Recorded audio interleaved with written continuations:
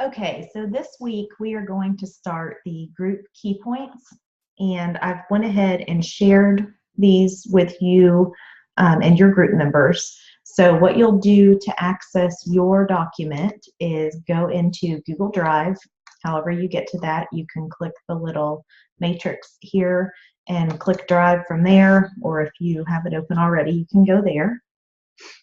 Once you're in Google Drive, you will click on Shared with Me, and you should see an item called Group Key Points, and it may have a different number because there are a few groups in the class. So you'll click on that, open it up, and I've started each one of these for you. You'll see your names at the top. This is just an example so that I can show you how this works. For week 2, we're working on instructional design methods, strategies, and platforms. And so each of your names are listed here, and you're going to choose a key point statement from the readings or the soft chalk that kind of was an aha moment for you this week. And it can be anything that you want. If there's already several in there from your teammates, I like that you try to do something different. Or if you're using one of the same similar key point statements, then make sure you find different resources and applications so that there's not just a repeat of what you do here.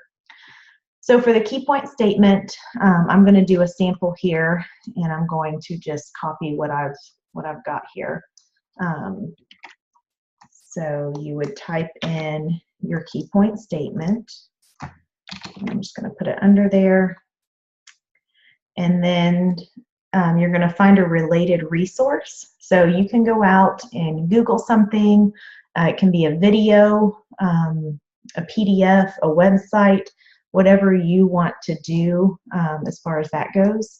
So I've got a PDF here that I'm going to put in here for my related resource. And so that just links out to the resource. And I'm also going to put some information in there about it. So you want to make sure and annotate the resource. So I'm going to put that in here. And you can have multiple resources. If you look at the rubric, you get more points if you have multiple resources. And so just be sure to think about that. Now, if you look here up at the top, my font is Arial 14, and then down here it's Arial 11. So you want to make sure that it's the same font for each piece of information you're placing. So these are Arial 14. What I've already put in there is your headers, but make sure your information is the same font and size. I don't care if it's bold or anything like that. Just make sure that it flows nicely. The key point statement can be italicized, or you can put it in plain. What I like to do is bold these areas just so you can kind of see that it's different, but that's up to you. So I'm going to click on this PDF to show you what the PDF looks like and then why I chose the annotation I did. So Mark Prensky, if you've not heard of him before, he is kind of the one that coined digital natives and digital immigrants, and I've done some research on his work as well. And he is someone big in educational technology and with utilizing technology in the classroom. So I found this resource based on my key point statement. And if my statement is something pulled directly from the book, then I would need to cite the book here as well.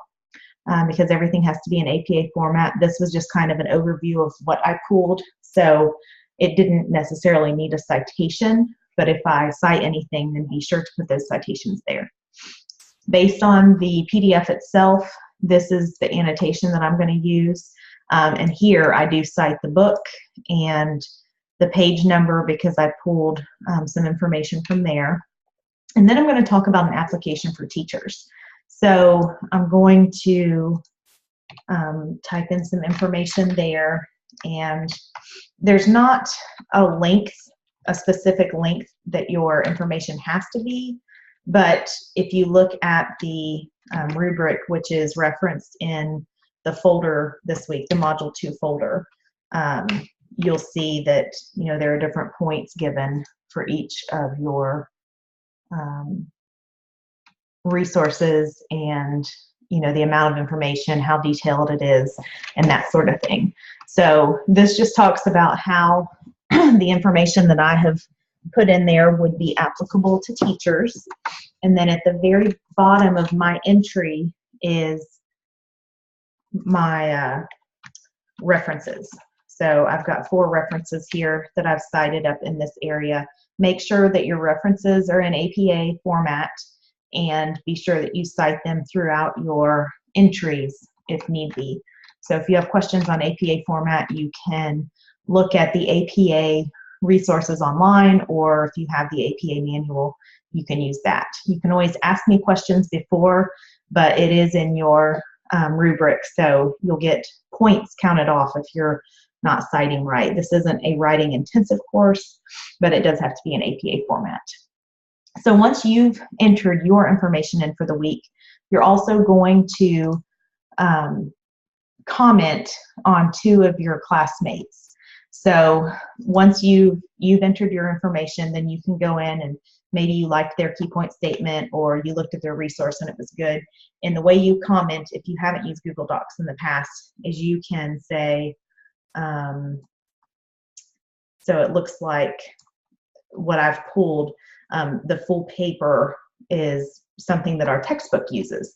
So I would highlight this and I could add a comment, and I would say more than what I'm going to type here, but I could say, you know, I like this.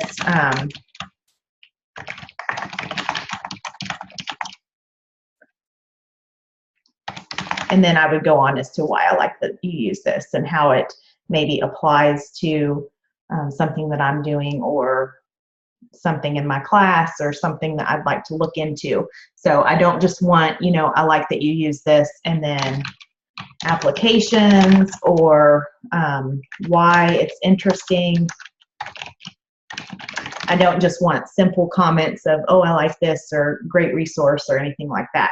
Now, if you put 2 substantial comments, and then you can go through and, you know, if you want to add additional comments and say, hey, this is a great resource, thank you, that sort of thing. But make sure you have 2 substantial comments within each week's key point entry. And so that's what you're going to do each week that we have a key point entry due.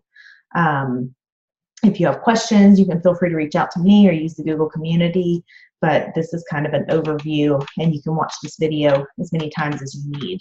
So I don't want you to use the same key point entry that I've used here, but you can use anything else from the book or from the soft chalk that we've done during each week that these are applicable. So good luck and have fun with this, and I hope that you guys get a lot of good information from each of your group members each week that we do the key points.